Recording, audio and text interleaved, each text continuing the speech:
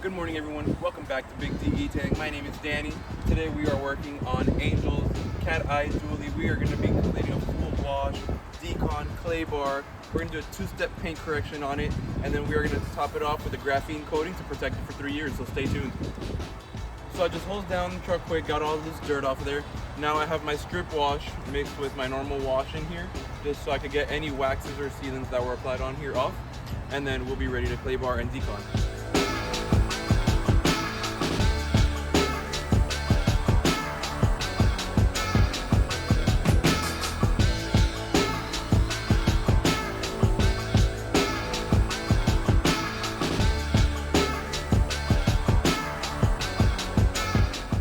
Now that we finished the first wash, I'm going to apply my iron remover and spray it all over all the panels.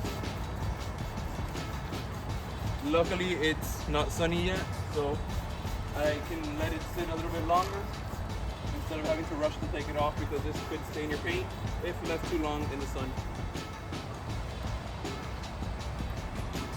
Here you can see the iron decon working.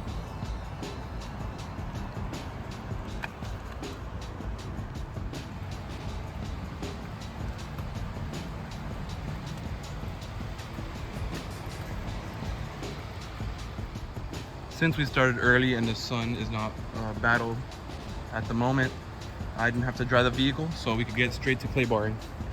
You always want to knead the clay bar. I like to just make sure I'm going in one direction only.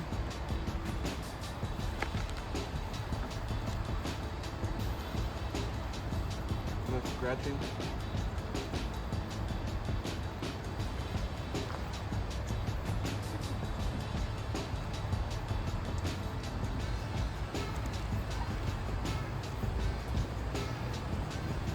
For those who aren't familiar with the clay bar process, you can see all these little black smudges there that won't come off with the normal wash. So you bring out your clay bar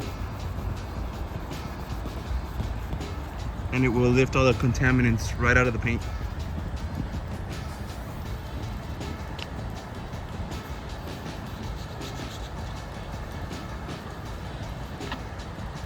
And you can see pretty much all of them are gone. Once I take off the camera, I'll go more in depth and get everything off, excuse me. This dually is now clean, clay barred, decon, dried, and just for the final touch, I want to dry the wheels with my Blaster Sidekick, just so we can avoid any more water spotting that's already on there.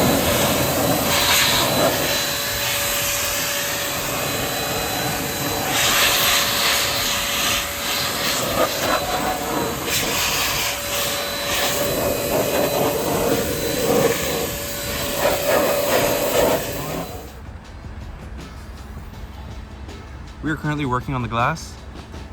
Let me see if I can readjust it. There we go. So we are going to be removing old water spots. We have a water spot remover on my rag. Took me a couple minutes to remove from another piece of glass, as this is stuck on there.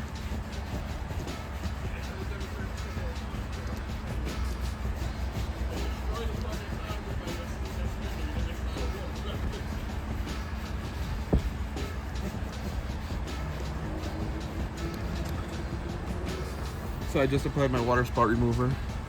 You can see it rainbowing. I'm just gonna use a semi-wet rag,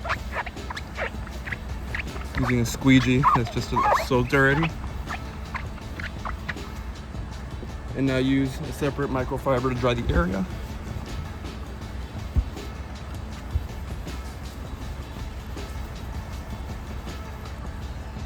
And those old water spots are gone. Alright, so we just brought the truck inside the shop. We are getting ready for the paint correction. So you saw us do a clay bar, wash, and decontamination. So now we're on to the paint correction portion of this detail. So before you start any detail or any paint correction, you like to check how much paint you have to work with when it comes to factory paint. So you have your coating thickness gauge, and I'll show you now how it works. First of all, I want to apologize about the audio in the last clip. We have a fan behind us, so it doesn't sound too well. I promise you guys I'm working on getting a mic soon. So to continue, we have our coating thickness gauge. I have it set to mils. Here we have 8.47 mils. On a factory paint job, it's anywhere between 4 to 6 mils, and then 2 mils being clear coat. So I know in this section right here, I have enough paint to do a heavy cut and polish. So let me just keep moving around. 8.5, 6.57, 7.93. So for the most part, you can tell the hood is in good condition. So we will start. So I got me a fresh pad just for this detail. Well, a couple fresh pads between my heavy cut and my light cut. I'm using the SPTA pads. Saw them on Amazon, wanted to try something new, see how they worked. So let's give it a try. We put a little bit more compound.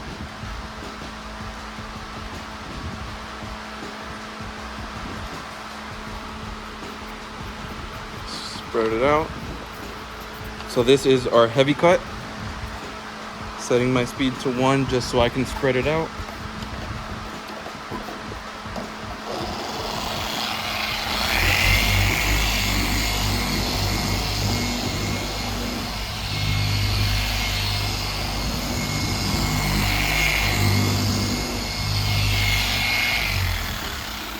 It is all spread out now. Now I get my speed to about 3.5, 4. I'll see how it feels and what I like, and let's get to correcting. So in detailing, you always see me moving up to down, left to right. That is what you consider a pass. Normally you do 2 to 3 passes on a panel per cut and per polish, so everything comes out perfect. Here you can see the results of a heavy cut pass. You can see there's still a little leftover compound, but that will come off with the polish. Overall, the results are great. There is no more swirl marks, and we're ready for polish. Guys, right now, this has not been touched. No cut, no compound, no polish, just clean, swirls everywhere. And this is the completed side. Minor swirls still in there, a little bit deeper scratches, but overall, going from this to this is huge.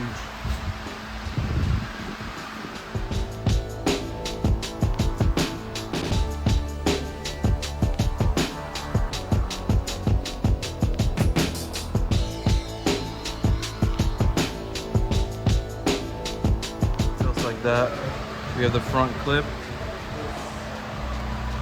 this fender, as well as the door done.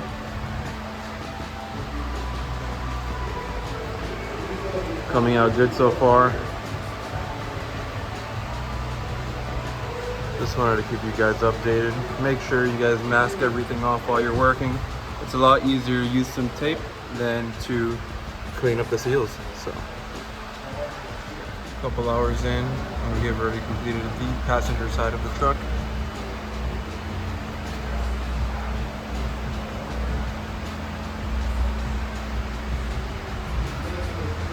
Like a very high gloss finish now. Looks great. And we still have to complete the driver's side and apply our graphene coating. I know I haven't recorded much on this detail, so we'll time lapse on the last 3 panels, which is that fender and these 2 doors. And then from there we go to ceramic coating. So check out this time lapse while we do this.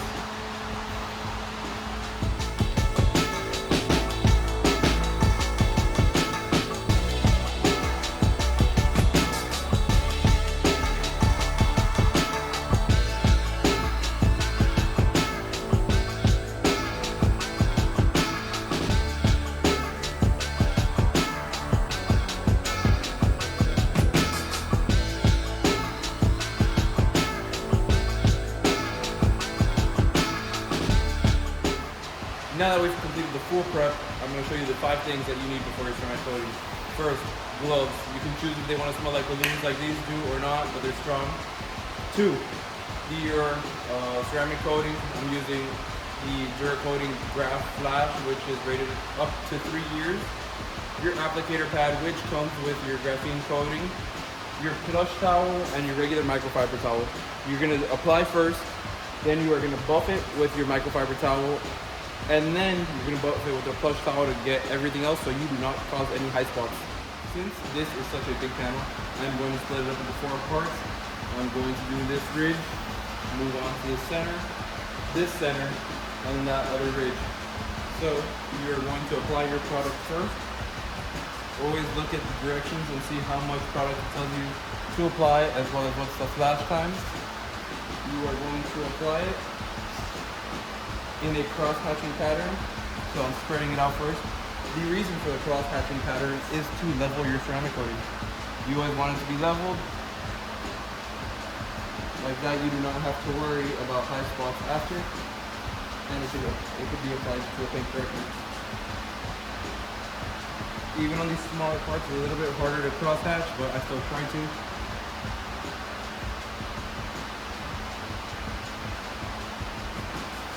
This ceramic coating says anywhere between 30 seconds and a minute that it will flash. It is already late, it is hot, so I'm gonna wait 30 seconds and just buff it off.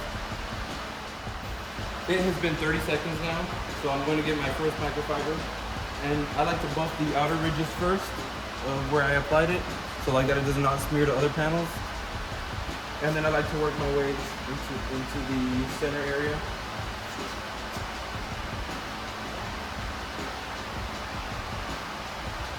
Make sure you get everything off.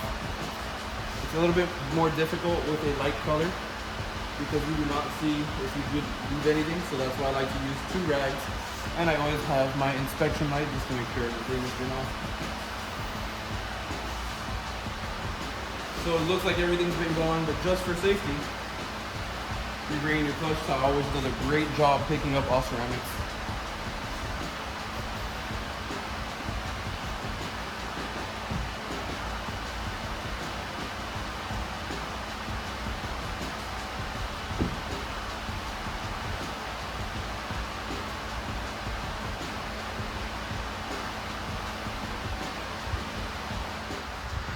Hood and bumper have been coated. You can see the light bending right around here, around all the edges.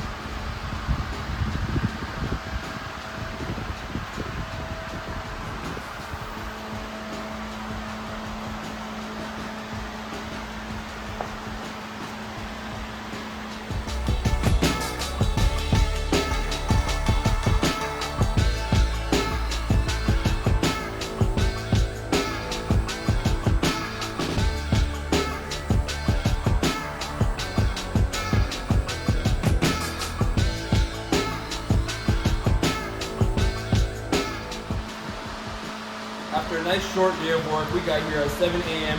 It is 10 p.m. now. Truck received the wash, clay bar, decon, 2-step correction, and graphene coating. This truck is perfect now. It has a 3-year protection, and the gloss on it is insane, so check it out now. I'm going to do a walk around so you guys can really enjoy how great she looks.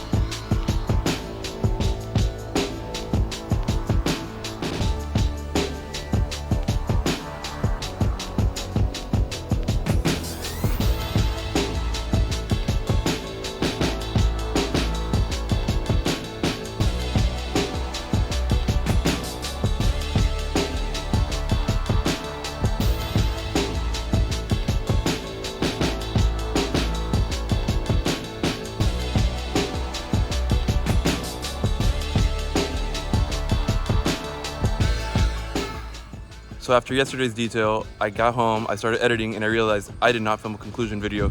So I just want to say thank you to everyone. Make sure to like and subscribe.